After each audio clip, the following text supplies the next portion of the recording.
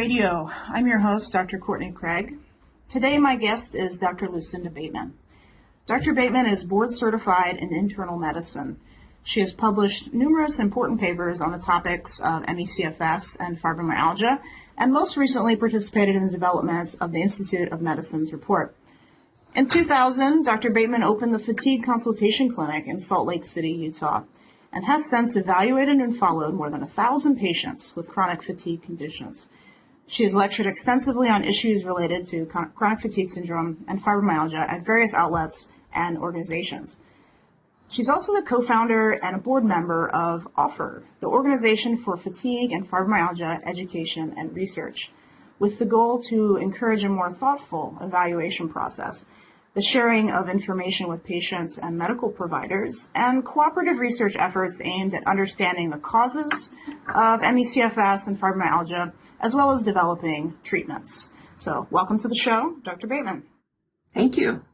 Okay, I want to start off first by saying thank you for all the hard work that you've put into developing the IOM report. It's really quite impressive.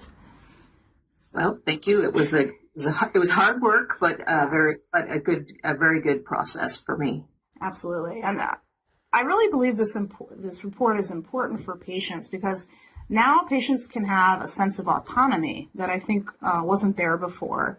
I hear frequently, and I know from my own experience being a patient, that there's often great hesitation in being open and honest to physicians about this diagnosis.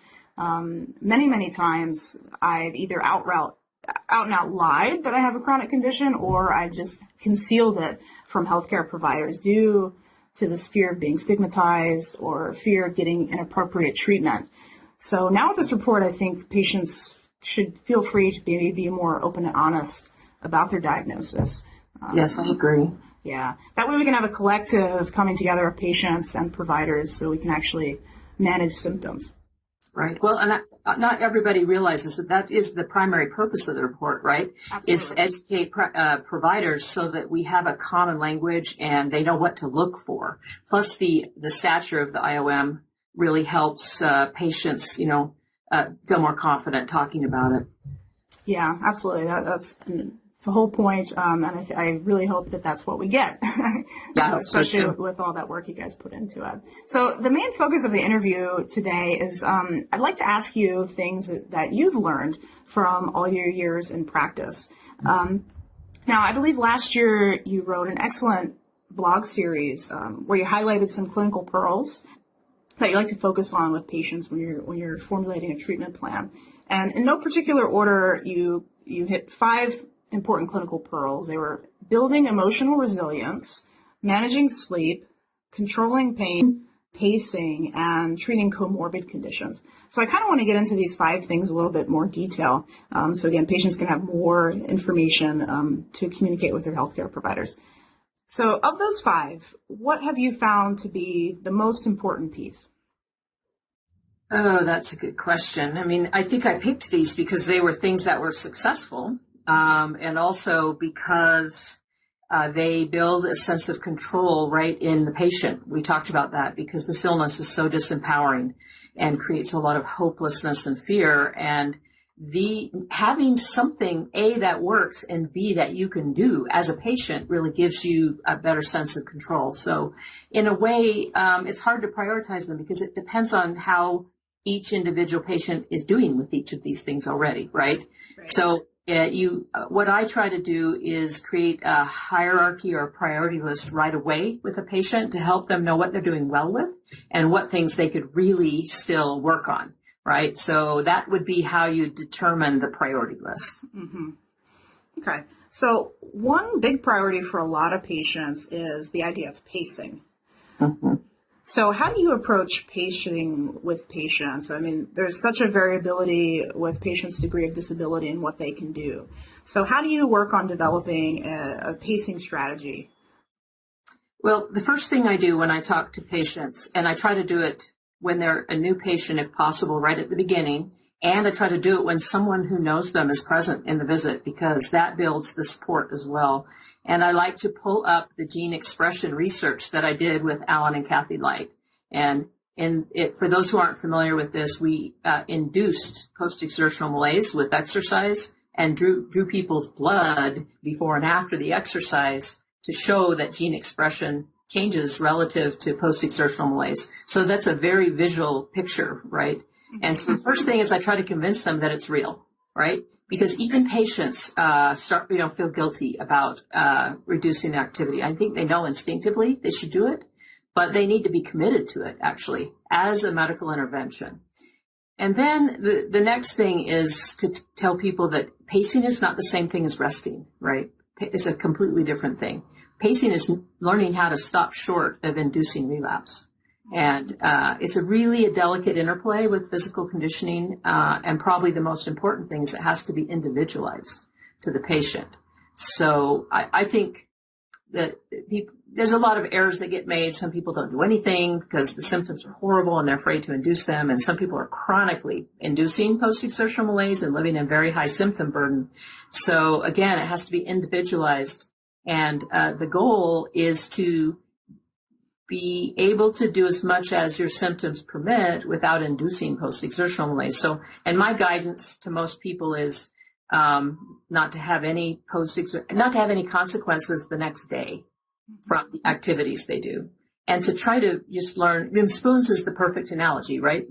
The Spoonie theory and the spoons theory is to kind of understand what you have, and then you are the one who decides, how to divvy it out based on the things that you need to do that day. Right. And I'm seeing that providers are now being a little bit more scientific with this approach to pacing as well by using some self-tracking tools that we have on the market now, things like Fitbits and other sort of devices, so you can know exactly. Because it's hard for the patient sometimes to, what did I do yesterday? If they have the brain fog as well, but they don't even maybe remember that they overexerted themselves. So is that something that you see that patients have been trying to use now, or that you've started to use? Yes, I would like to be able to use them more and more. But I also think that people with this illness need to learn to pay attention to their body and to respect it, because I think, contrary to maybe some stereotyping, right, that people with this illness are lazy or whatever, I think it's really the opposite, that sometimes people get in this place because they're determined to keep going and ignore the signals. Mm-hmm. So I really focus on a lot of, feedback back and forth and paying attention. And then, yes, tools to remember and record can be very helpful. And that kind of ties into your next clinical pearl nicely, this manifesting mindfulness in the patient, and both as a provider too, being open and in tune with what the patient's saying. But your next clinical pearl is building emotional resilience. And I really like this one. So what effect have you found that this emotional resilience plays in manifesting this illness and the severity of this illness? Wow. I mean, honestly, we have to choose our words carefully, right, whenever we talk about this in the community, because it's not about depression. It's not about a mood disorder, right? But it is so needed, because this is an invisible, stereotype, misunderstood illness that adds insult to injury, right? Mm-hmm. So right away, people with this illness are prone to feeling a lot of despair and anxiety and all those things. And dang, you just have to get tougher, right? And it is so important to be able to self-manage in the absence of definitive treatment, that until you can get your feet on the ground and get centered, you're not going to be able to do what you need to do. So that's one of the most important things, is you've got to develop in a very difficult situation, right, that crushes you emotionally, some strength and resilience there through a lot of different ways. The second thing is that this, not just ME, but also fibromyalgia, meaning widespread pain, both of these illnesses are probably centered in the central nervous system in the brain. Mm-hmm. So this is the ultimate mind-body interface, right? Because neurologically and physiologically, stressors come into the hypothalamus and the brain and create sensation and thoughts and autonomic function and neuroendocrine function from the hypothalamus down. So it is actually a physiologic intervention to be emotionally resilient. and to control, how we deal with stress and to be in the driver's seat. So for that reason also, it's very, very important. Yeah, that's a great point. So what kind of interventions do you use to kind of harness and cultivate this in patients, motivate them to achieve emotional resilience? Yeah, it's hard. I mean, I think creating a safe communication, right, in the medical setting is really important. So we can just talk frankly about how the illness is impacting people's lives. And understandably, there was a big wall built up, between medicine and patients back when people, well, it probably still happens, but, when there was a tendency to say, oh, you're just depressed, take an antidepressant. But you need to be able to say, how is this impacting you emotionally, and how can we empower you and help you feel less vulnerable, and all those things rolled together are building emotional resilience. And sometimes it means taking an antidepressant, right? Or seeing a therapist. So there's all gradations from self-management, up through what might be needed to restore you to a place, right, where you're your old self again, right, where you feel a little bit more tough and able to deal with everything. Right. It's so important to have a network, not just with your provider, but with also your caregiver, your family around you, to support you, because it's not an easy area to address. Yeah, I would just want to add something that, we use the turtle as our motto. I know that the turtle is used elsewhere, but that has been the mascot of us here, my patients, because it's not just about pacing, right? Mm-hmm. It's also about being self-reliant. The turtle shell is, protects and helps you feel more independent. You have a safe place to be, but then you got to put your feet back out and walk, That's a great analogy. Yeah, that's a great analogy. So it's going to take time for attitudes to change, for sure. The IOM report is a step in the right direction, but patients are still going to encounter resilience with physicians. They're not going to be supportive, or they're, continue to stigmatize the illness. So what advice would you give for patients who experience this with a physician? There's so few CFS specialists still, so we have to seek out other providers who may not be so open. So what advice do you give to a patient who is having difficulty finding this type of supportive care? Yeah, this is a challenge. So I'm going to divide it into more primary care specialties and more specific specialties. I guess primary care is a specialty, but let's say more general and more specialty care. So from the standpoint of finding a primary care or a primary health care provider, not necessarily a physician, whoever is kind of managing and coordinating your health, I usually tell people to do two things. One is to make an effort to train their doctor. Now that sounds funny, but develop a relationship, educate them, give them a chance to learn from your experience, right? And that's because it's kind of hard to find another one. It isn't that easy to find people. So you ought to try to train up the one you have in a relationship with first. Plus you're educating one person with your own illness. And that's one thing people can do for the cause, right? Is put a little investment in training one primary care provider. And that's number one. And you need to, if you can't do that, if that doesn't work, you need a new primary care doctor or primary care provider. I wouldn't stay with someone who you can't develop a relationship. And I usually say they need to be available, right? You need to be able to get in and see them. They need to be respectful and listening. They need to, be able to have a professional interchange with you, and they need to be medically capable. I mean, they need to be good, right? And they don't have to understand the illness to be your primary care doctor. They just have to have those things. And that sets the stage for both of you learning from the illness. And if you can't do that, then you need to find somebody else and just keep trying until you find someone. They don't have to have expertise. They just have to have good qualities of a primary care provider, the way it should be. The second group, of course, are the specialists. And I usually say that there's probably not enough energy in the world to convince a specialist about this illness, but they're not usually for this illness, right? When you go see a gastroenterologist or a pulmonologist or a neurologist, and I tell my patients, don't waste a lot of energy on ME or ME-CFS or fibro. Just go there for what they can give you, which is you're asking them to see if you have another illness, right? Or to document the aspects of that illness. And you get them off track, actually, if you push the diagnosis they're uncomfortable with, right? So you go, you use their expertise, and then you come back and have, take what you can from it and then come back. I usually say get in and get out, for what's needed. And don't get too fragmented, having too many specialists try to manage the illness unless they're managing a comorbid condition. Mm-hmm.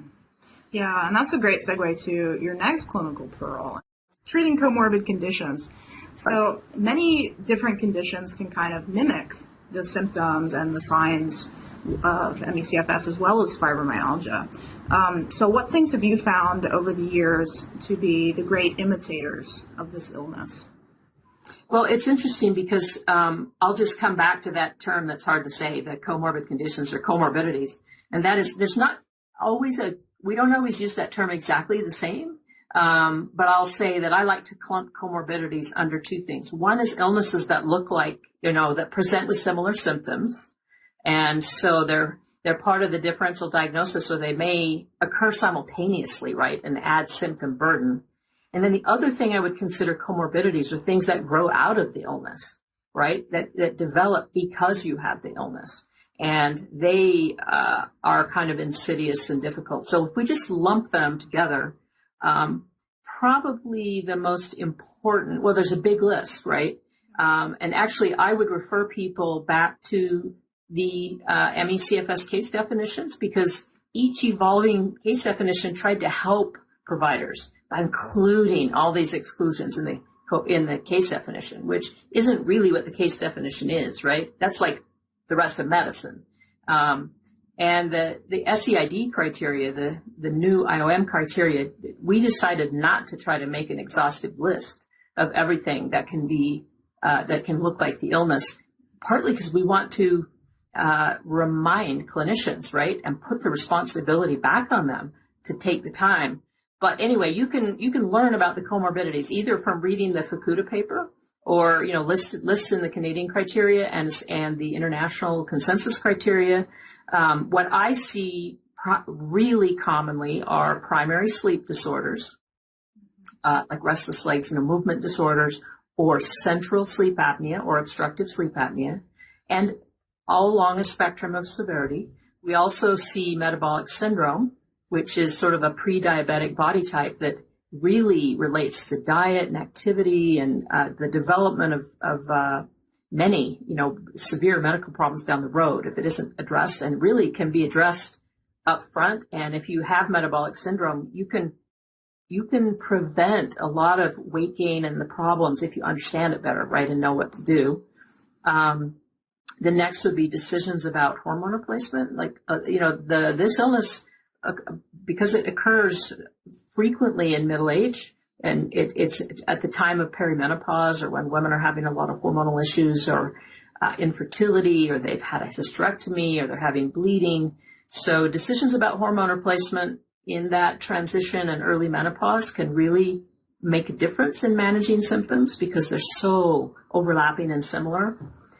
Nutritional deficiencies play a big role, or can play a big role.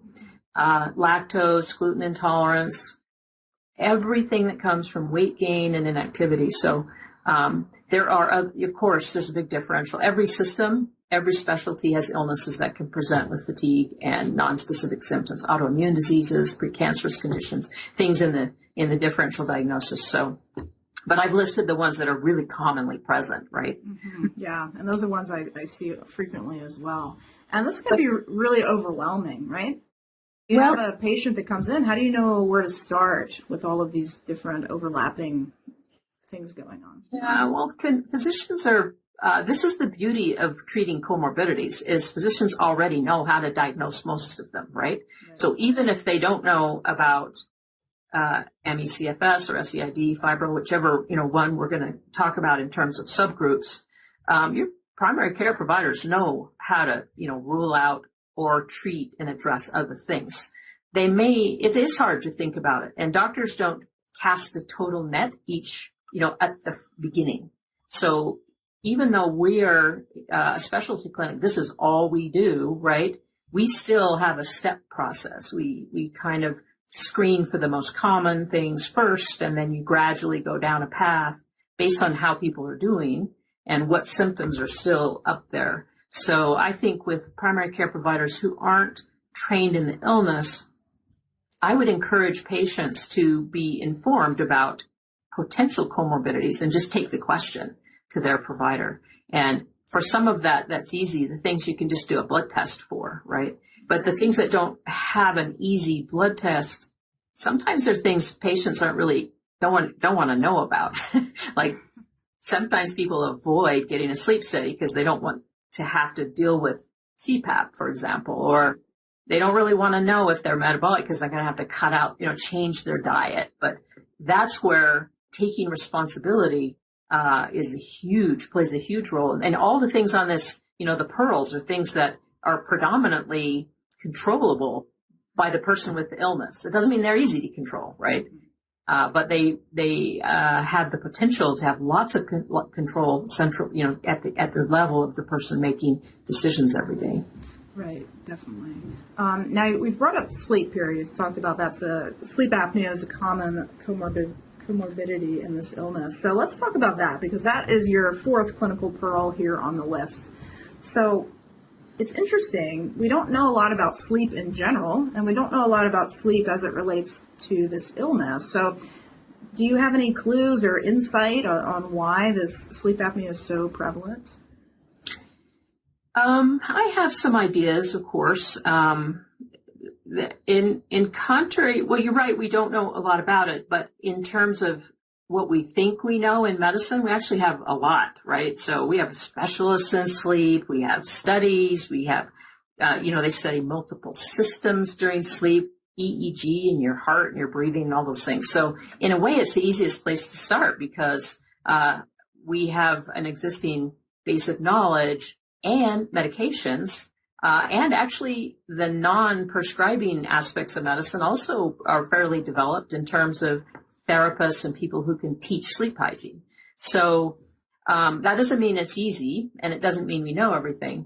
The IOM report was interesting for me. It was kind of revealing for me as we learned about the literature in sleep, and that is that if you look historically at the research, I think there was a period when we thought the illness was all depression, and then there was a period when we thought the illness was all undiscovered primary sleep disorders. So there were a lot of studies, and at first they go, oh yeah, see, it's all secondary sleep disorders. But as they did more studies and removed people with primary sleep disorders, we discovered that actually this illness, although there's a lot of primary sleep disorders that occur, it isn't what the illness is. It's a comorbid condition. And there's still a primary sleep disorder that we don't understand at all, really, with this illness. So there are two things to take away from that. One is everybody probably should be screened for primary sleep disorders just because they're common, but also to not feel bad if treating the primary sleep disorder doesn't fix everything. It's important. It might help with some things. The other thing about sleep is we have a lot of medications, but not just like FDA approved meds. We have herbs and supplements and lots of guidance about sleep hygiene. And we have hypnotics that are approved for sleep, but we have a lot of drugs that we have a long history of safety with that we use maybe in low doses for sustaining sleep. So we have tools, a lot of tools. And there's actually a lot, if you put CFS and sleep in Google or ME-CFS or Fibro, you can find lots of resources. And we have quite a few YouTube videos on our Offer YouTube site, and Solve CFS has videos or a lot of references just about sleep. Mm-hmm. So there's a lot out there about sleep if we dig in. And I also think it's probably second to pacing in terms of how it immediately affects the quality of life, right? To be able to approximate some kind of decent sleep. It's usually not great, but it's better than leaving it wildly uncontrolled. Right. And I know that firsthand because sleep was a huge issue for me. And I notice now if I don't sleep as well, my symptoms return a bit. So It's such an important part of the whole healing process for sure. So do all of your patients receive sleep studies, or would you encourage everyone to receive a sleep study if they haven't had one?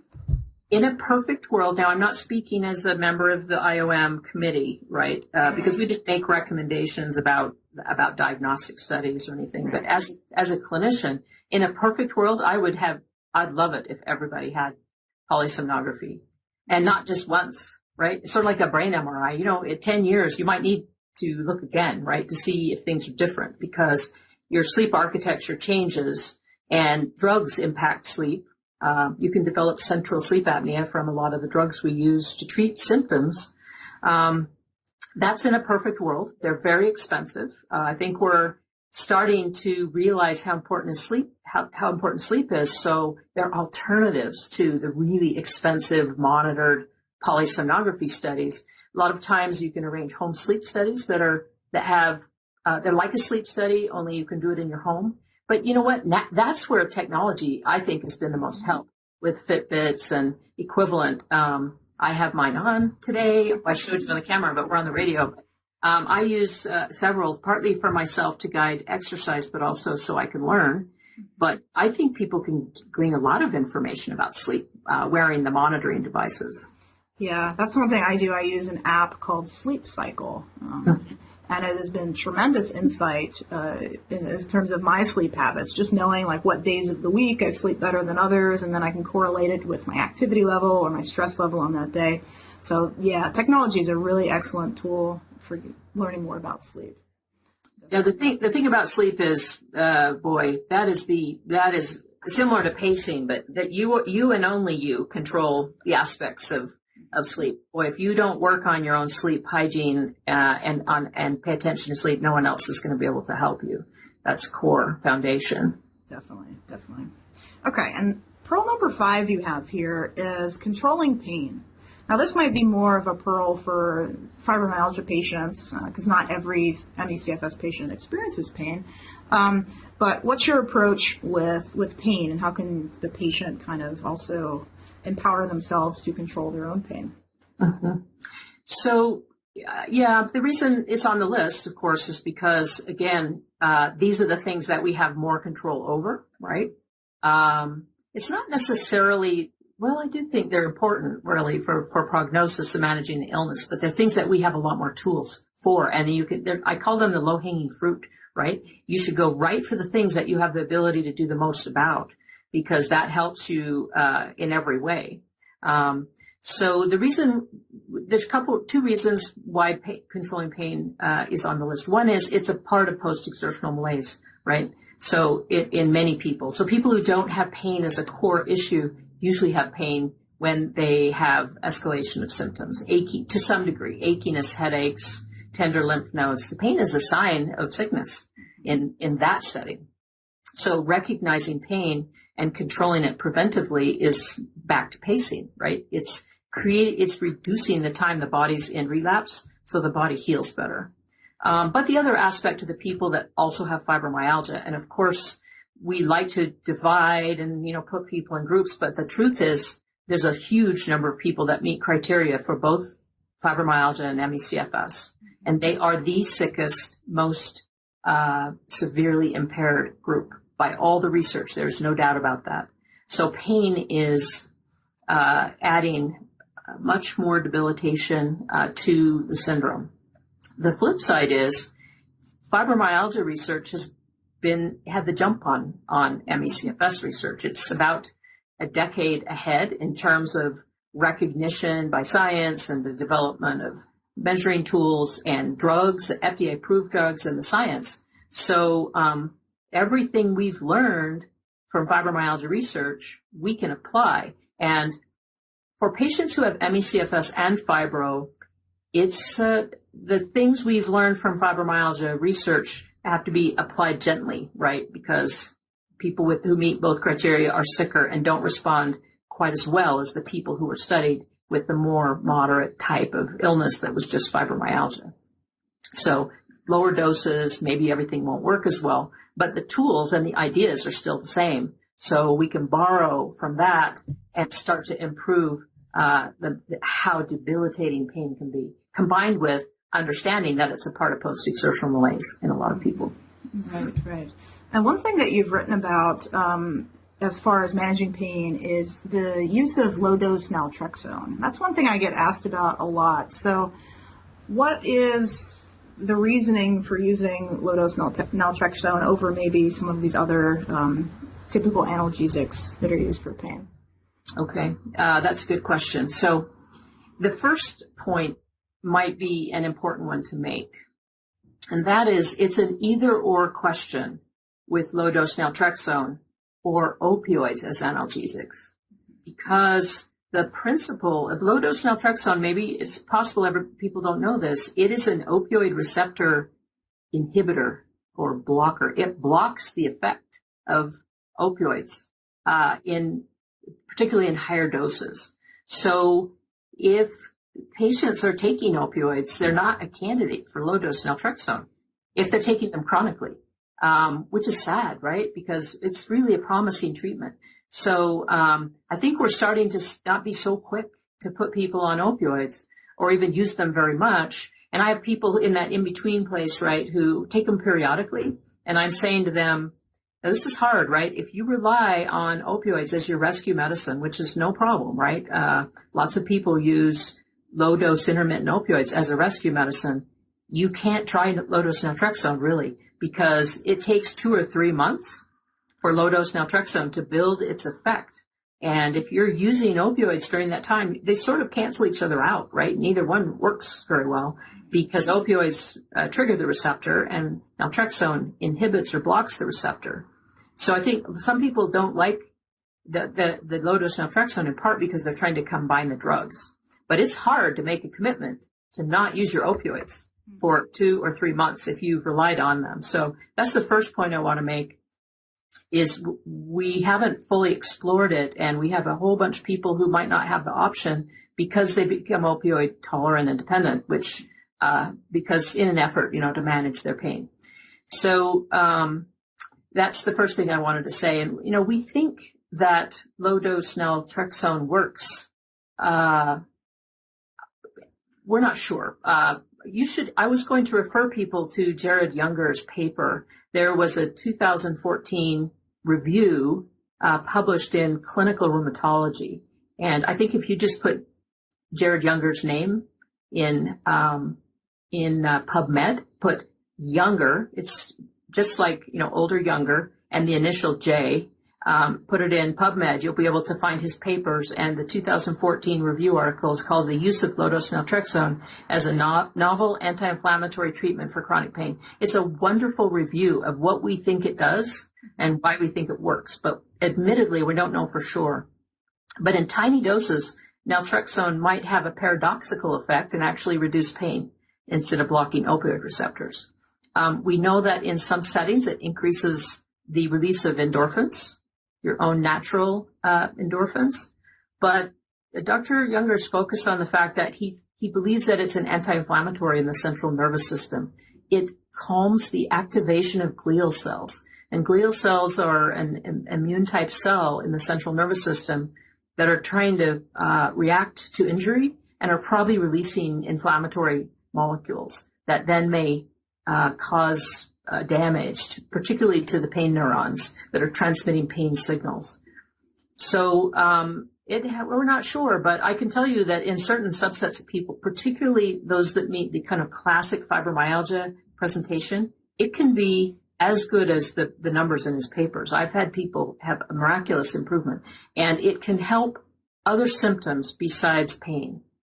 The pain seems very linked with the fatigue and activity tolerance. And I've had a little more disappointing experience with my ME/CFS patients, but if you're persistent, some of those patients start to feel like they've been able to do more.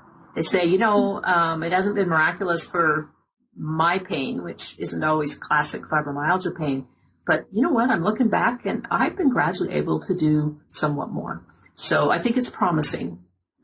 Yeah, definitely. I've been reading a lot about it being used in addition to pain for things like autoimmune conditions too. So it'll be interesting to see some of these other effects other than pain control.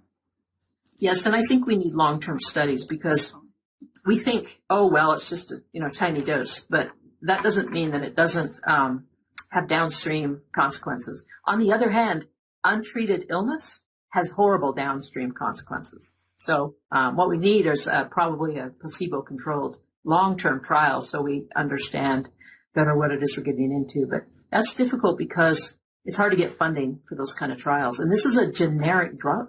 So we don't have a pharmaceutical company as of yet behind it, right, trying to put the money into the trials that will give us a lot more information. I think we'll see more of that down the road.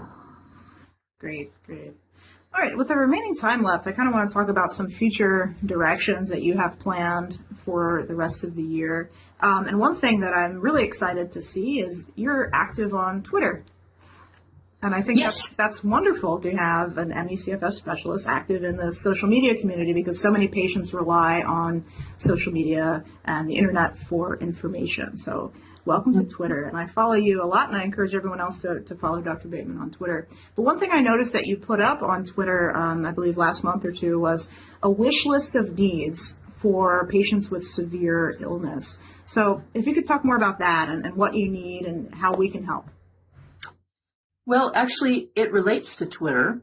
The reason that I am trying to pursue this project is when the IOM report was ready to come out, because of that, and also because we are starting a nonprofit center of excellence called the Bateman Horn Center.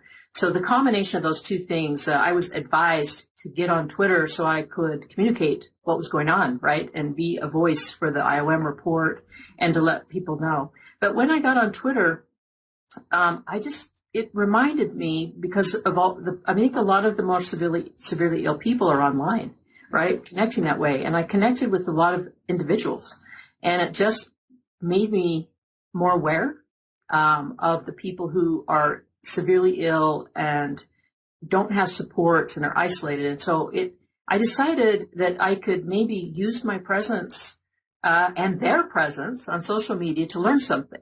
And so I kind of spontaneously said, hey, talk to me about your needs.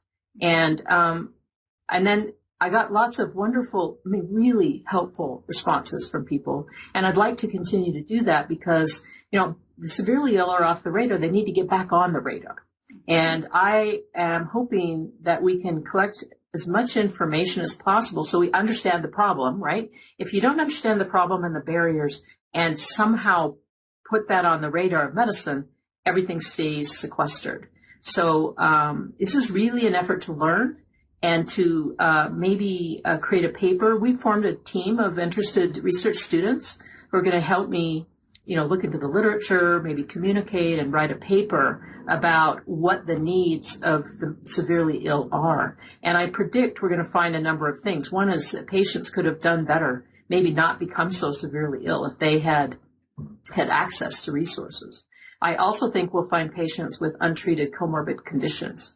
So I'm not just saying, not just resources to doctors and grocery stores and all of those things, but and support, but also just regular medical care, right? Might have prevented some of that or is still available.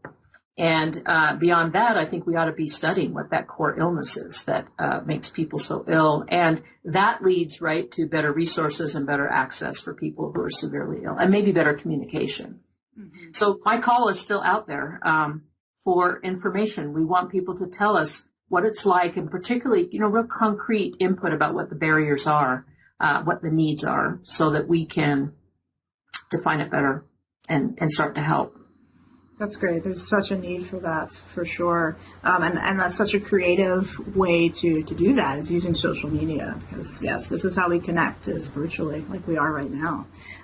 There's also a tremendous need for more specialists, right? Mm-hmm. So how do you see that resolving, maybe with the IOM report or, some of the changes that we've seen in the last 5 or 6 years? You're talking about more ME/CFS or SEID specialists within the field. Right. How can we increase our numbers of specialists? Well, this is a challenge. And in the past, the barrier has been, it's unpopular and uncertain, but also unfunded, right? And risky. It's not just that people may have a stereotype about the patients and the illness, but it's a career risk to go into this. People who are in the field struggle and don't get support, and they're stereotyped. And so as we move forward with the IOM report, I think some of these things are going to go away. But still, really good providers are far up the food chain, right, of education. And it's hard to get people to leave their specialty or their stable employment or what it is they're doing to come work in the field. So I think we need to be targeting, first of all, non-physicians. And my PAs and I teach every year at the PA school and the nurse practitioner school here, the University of Utah. They always want, physicians and people to come help teach lectures. They usually have a lower budget, right? And they're really grateful for volunteers. So we've done that every year for many years, actually, a course on fibromyalgia and a course on ME/CFS. I also think we need to target pre-med students, and we've sent out a net in the formation of the Bateman Horn Clinic, and we have 8 or 10 pre-med students. Pre-med students are required in their application to observe physicians, work with patients, do research, and perform service and leadership. And they're always looking for opportunities. So we went out and cast a net for pre-med students, and I now have a bunch of pre-med students who are coming in, observing. They're going to do research, and it doesn't take long for them to sit in a patient visit and become one of the understanders of the illness, right? So when we get that going, as we get the clinic going, we're going to try to get, residents and medical students to rotate through so that we impact people early in training before they encounter stereotypes and frustrations. This is going to be great, but we need money to do this. I think people don't understand that, the costs are high. Our offer, the nonprofit that's going to become the Bateman Horn Center of Excellence, has in the past funded students to come rotate through the office, a stipend in the summer, and we've started to develop some people coming up through the system who are now insiders. They understand the patients, they understand the illness.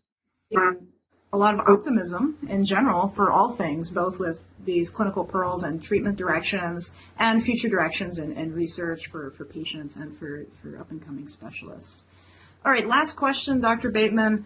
How can our listeners find out more about your work, research projects you're involved with, or more about your clinic?